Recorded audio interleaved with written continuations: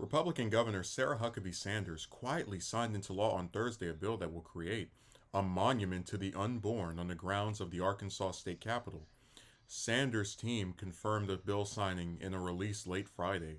State Senate Bill 307, sponsored by Republican State Senators Kim Hammer and Representative Mary Bentley, allows for private funds of gifts, grants, and donations from individuals and organizations to pay for a monument to unborn children aborted during the era of Roe v. Wade. Once the monument is installed, it would then be maintained by taxpayer funds due to its location. Bentley said its intent is to remember those children who were not able to protect, who we were not able to protect, and we will not be able to forget. Holly Dickinson, executive director of the ACLU of Arkansas, an organization that challenged the installation of a Ten Commandments monument on state capitol grounds in 2017, called the move to place an anti-abortion monument there a performative political stunt.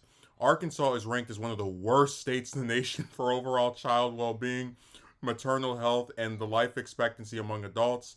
Yet the legislature has enacted dangerous limits and bans on reproductive health care. Lawmakers should be working to protect Arkansans with real solutions instead of this type of performative political stunt, Dickinson said in a statement to ABC News.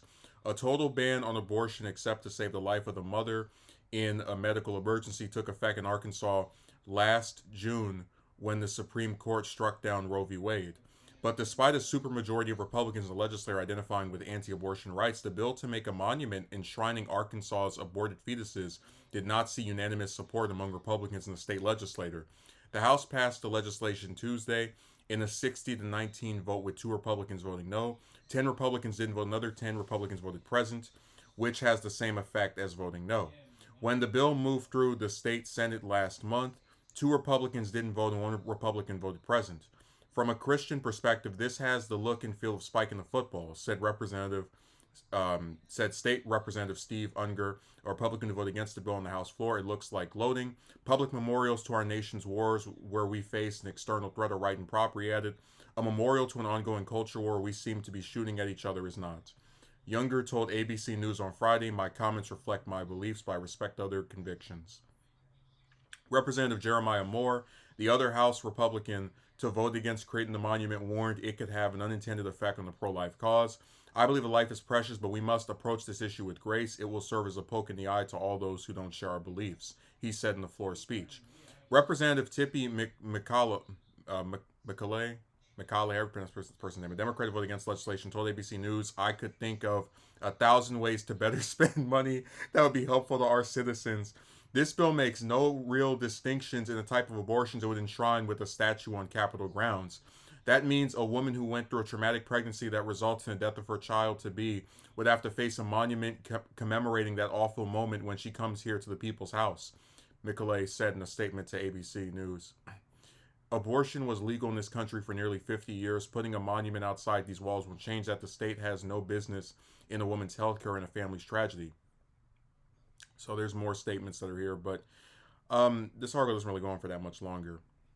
So I am interested in following Sanders's governorship because I think, and this is just my opinion. I could be totally wrong with this prediction. I think she's going to run for president, if not in 2028, then like at some point after that. Like I'm very certain she's going to run for president at some point. Mainly to do. I mean, she's part of a dynasty. Her dad ran for president. She's gonna run for president. Mitt Romney's dad ran for president. He ran for president. That's how this stuff goes. Usually, if the dad ran for it, you can count the son to do the same thing too, or in this case, the daughter. But really, what I started noticing, because she's only been governor for a short time now, it's like 2 months. I started noticing that much of her legislative acts I've been able to actually see or have noticed appear to kind of be just performative stunts. She had this thing about banning Latinx from the state documents where you couldn't write that in there anymore. Now you're talking about having a monument to unborn children. And that Democrat who had a hard time pronouncing the name of, they make a good point about how, because abortion's an issue where it's nuanced. Some people get it because they are having a life threatening scenario. Some people can't afford the kid. You know, some just there's a lot of little different things that could cause someone to go down that route.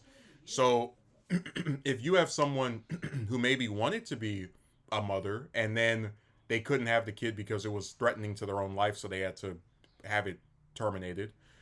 Um, I think it would be traumatic to have to go to a monument where it says every time you go up here, these are the kids we couldn't save, but the ones we will never forget. And I said, you know, what's really sad is they don't even think of that. This is because they talk about like, oh, the culture war and the Democrats are trying to impose their values. There are people in Arkansas who are pro-choice. There are people in that state who are not in favor of having anything that preserves what is really not something that people want brought up. So if anything, they're imposing, and that's why when the Republicans vote against it, they're imposing their viewpoint on them, especially if you're going to have the taxpayers foot the bill for this crap. So you're going to install this monument that's supposed to commemorate abortions, and then people who, including people who've never even had them, and or who otherwise are not in favor of this monument whatsoever, now have to pay to subsidize it every year.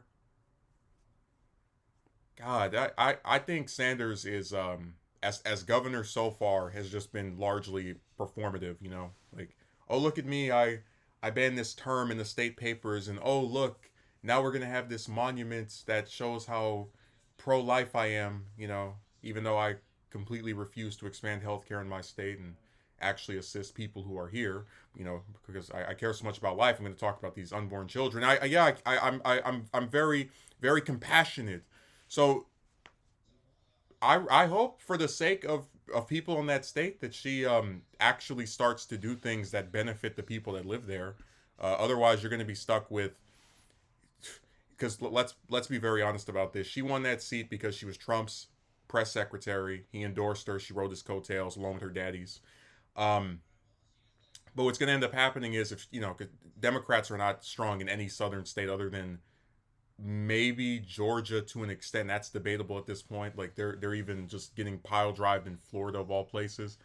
Um, you know, if she doesn't improve, you're going to have 8 years because she's going to get a second term of just nonsense, performative crap.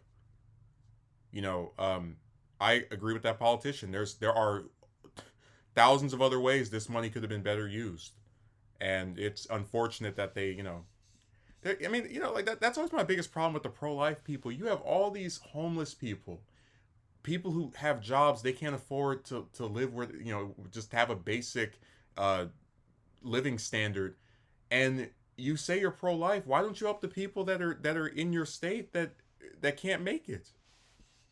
You know, but that's why I said that, like, it's all just nonsense. Like,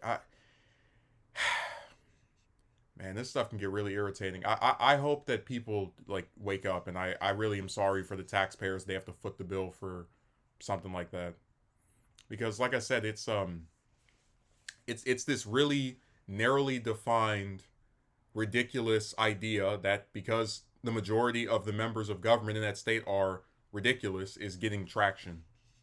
And that's the scary part about it, that you know all these states have these weird people that just run them, and you know they're not actually helping anybody.